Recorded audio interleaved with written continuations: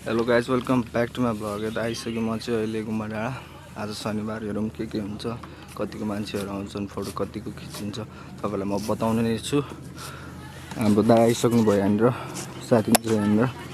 हाम्रो दाइले यहाँनिर रेडी गरिरहनु भएको छ। यता हेरिदिनु दाइ, हेलो भनिदिनु। हेलो, गुम्बा डाँडा घुम्न आउनु भनेर। आउनु होला। चटपटे चाहिँ यहाँ चटपटे, मिठो चटपटे, गिलो चटपटे कस्तो खालको चाहियो सब दाइले बनाउनुहुन्छ है। हामी चाहिँ एकछिन उतापट्टि हेरेर आउँछु के कस्तो छ। हामी चाहिँ अहिले गुम्बा डाँडाको लुकेको ठाउँमा आइपुगेको छौँ गाइज चाहिँ। र यहाँनिर चाहिँ हर्नामाडी युवा दर्पण समाजद्वारा आयोजित सुन्ने र सुनाउने प्रोग्राम चलिरहेको रहेछ। हामीले नि एकछिन सुन्यौँ, फोटोसोटो खिचिदिएँ मैले। र त्यसपछि म निस्केँ यहाँबाट।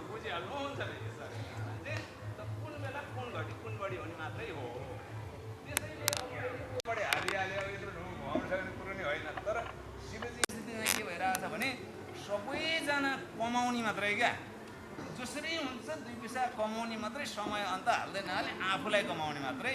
सार्वजनिक काममा गर्दै नगर्ने, त्यसको लागि पनि जेसुकै होस्, तर आफूले कमाउनु भए देश बेच्न पाए पनि रमाउने खालका जनता भइसक्यो। त्यही कारणले गर्दा हामीले नसकेको। त हामी 84 लाख प्राणीमा चेतनशील भनेको मान्छे मात्रै हो, अरूले गर्दैन कसैले पनि। त चेतनशील प्राणीले के गर्नुपर्छ भन्दाखेरि त हाम्रो राज्य के नामको राज्य छ, त्यो राज्य भएको कारणले हामी नेपाल भएको कारणले हामी नेपाली भएको, अनि भारत भएको कारणले तिनीहरू भारती भएको होइन। त जस्तै आफ्नो देश भएको कारणले हामी भएको भएपछि हामीले त पशुपन्छीले जस्तो मात्रै खाउने, लाउने, बच्चा मात्रै हुर्काउने, धनै मात्रै कमाउने गरिरहने भन्दा केही न केही देशको लागि गर्नुपर्छ भन्ने भावना राख्नुपर्ने थियो भन्ने कुरा मात्रै हो मेरो त। गर्नैपर्छ भनेर अहिलेको जमानामा प्रेस गर्ने जस्तो कुरो होइन। तर के भने अहिले पनि केही न केही यसमा आस्था राख्ने, साहित्यमा आस्था राख्ने केटीजना त हुनुहुँदो रहेछ नि। खुसीको कुरा चाहिँ हो, अझै बाँकी छौँ हामी भन्ने एउटा कुरा मात्रै हो। सबैजनाहरू पैसा स्वरूपका बनी जप्ने छन् हरिनाम सरी हर वखत, कहाँ छ पैसा भने भन्छ कि पैसै मात्रै कमाउने, अर्थ केही नगर्ने। तर मान्छेले त्यो मात्रै नहेरिकन पैसा हो धेरै कुरा हो, तर पैसा सबै कुरो होइन भन्दै यो आजको कार्यक्रम हाम्रो सफलै भएको छ। यो 6 महिना होइन, हामीले त 3-3 महिनामा पनि अब गर्ने भन्ने कुरो चाहिँ भइरहेछ। अब सबैजना व्यस्त, त्यो अब मैले सिलोक भनिहालेँ, त्यही हो सबैको व्यथा।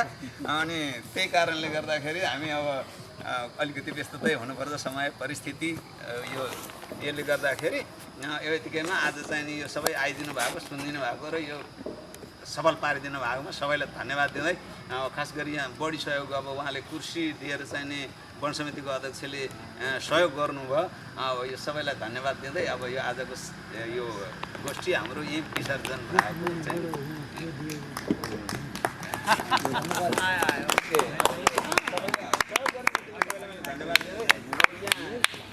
पानको कुरो हजुर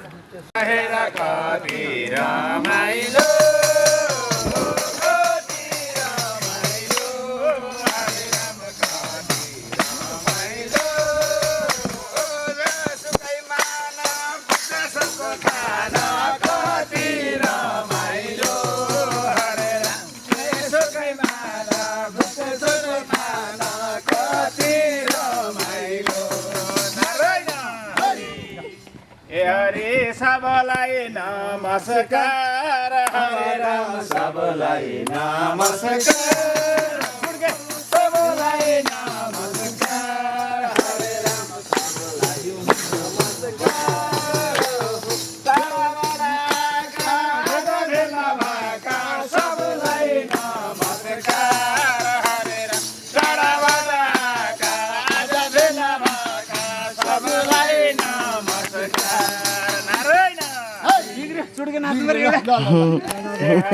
जाऊँ जाऊँ न बस हरे राम, जाऊँ जाऊँ न बस, जाऊँ जाऊँ न बस हरे राम, जाऊँ जाऊँ न बस, सारा सारा आफ्नै घर, जाऊँ जाऊँ न बस हरे राम, सारा सारा आफ्नै घर, जाऊँ जाऊँ न बस।